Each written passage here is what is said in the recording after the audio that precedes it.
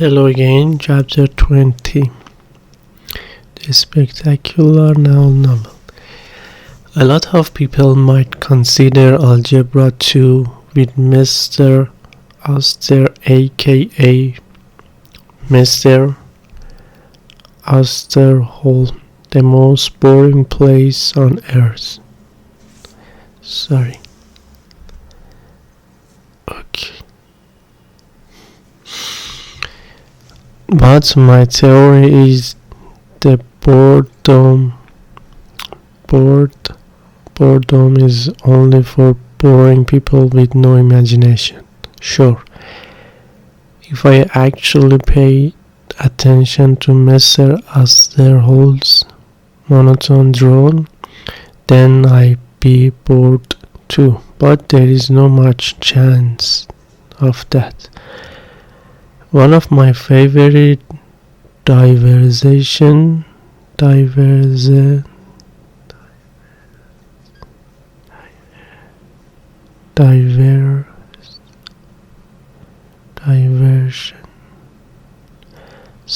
can't spell it, is MotoJet. The MotoJet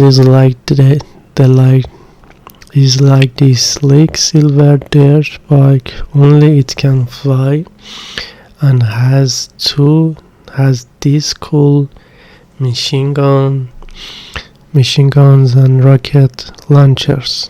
When you need some speed, you just kick in the jet and boom, you're gone. It's like I have a whole video game in my head, and instead of sitting in algebra class, I'm out saving the universe, or at least my high school. I don't know how many times I rescued Cassidy from terrorists and gangsters and evil warlords. Of course, every once in a while, I wreck in some spectacular way. The MotoJet sweeping down out of evening sky, climbing the top of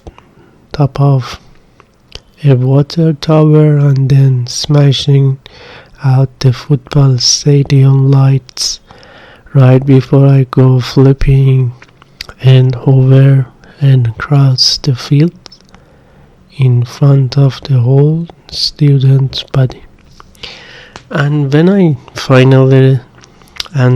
finally rolled to a stop against the goalpost, you should see the girls running over, bawling their eyes out to where I lie in an awesome, crumpled, smoldering heap.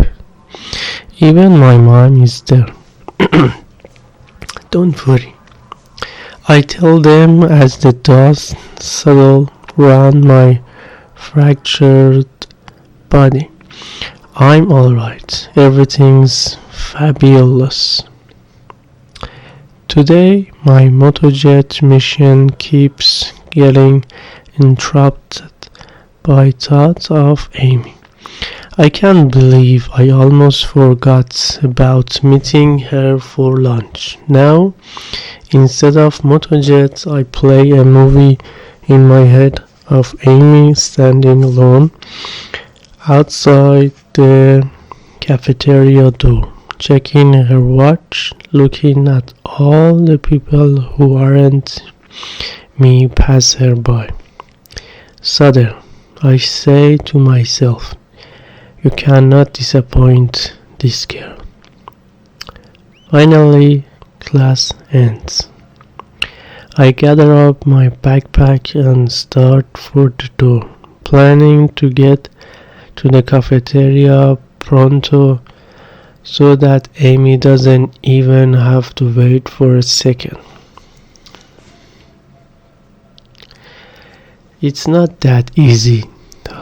Before I can escape, Mr. Austerhold calls me to his desk. Calls me. Have a seat, he says, pointing at the desk directly in front of his desk. Mr. Kelly, I seem to have noticed that once again you didn't turn in your Monday homework. It was a bad weekend, I tell him. And he's like, yeah, well, you seem to have a lot of those. With Mr. Astrohol, everything seems to be some way. It never just is. Unfortunately, instead of yelling at me or something, he decided it seems like a good time to quiz me about what he talked about in class today. Needless to say, I don't do very well. So he starts in on how it seems that I didn't listen adequately in class.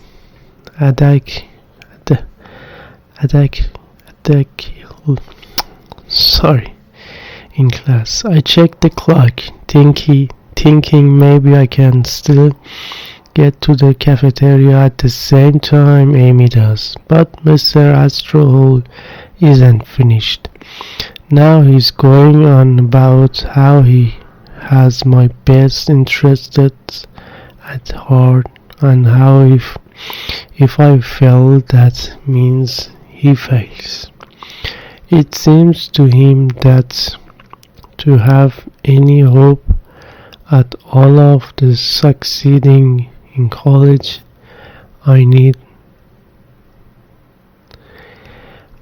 to have at least a basic understanding of what he's trying to teach me in a class. I agree with him wholeheartedly.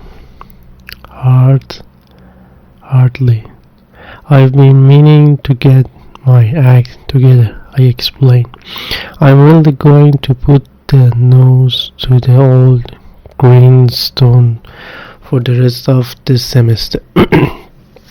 You think that would be great enough for Mr. Astrohol, but no, he's got to go and lay out a problem for me to try my hand in, just to see how bad I am, which as it turned out,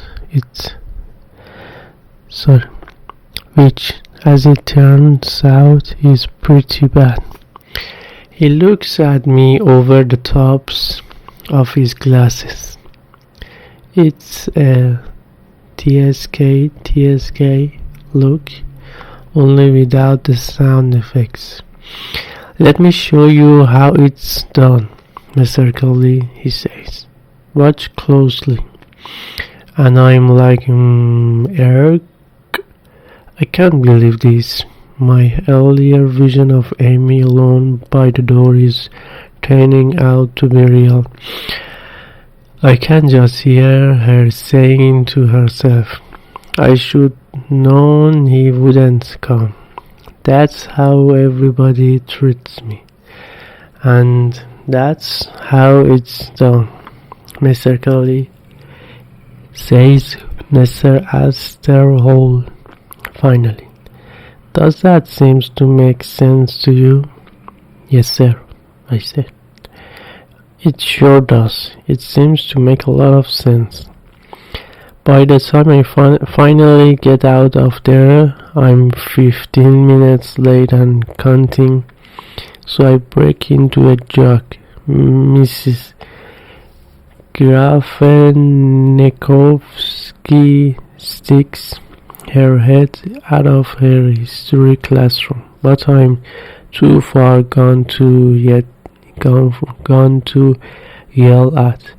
A couple of friends, or crazy friends actually, call that, what's the rush, Sutter?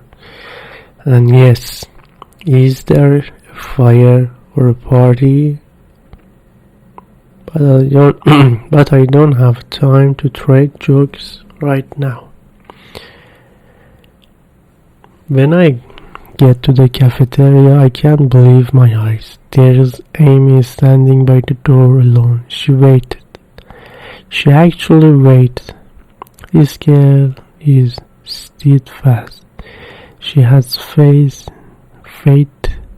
She has faith in the Southern. I slow down to a saunter. Hey, you're here, I say, catching my breath. Sorry, I'm late.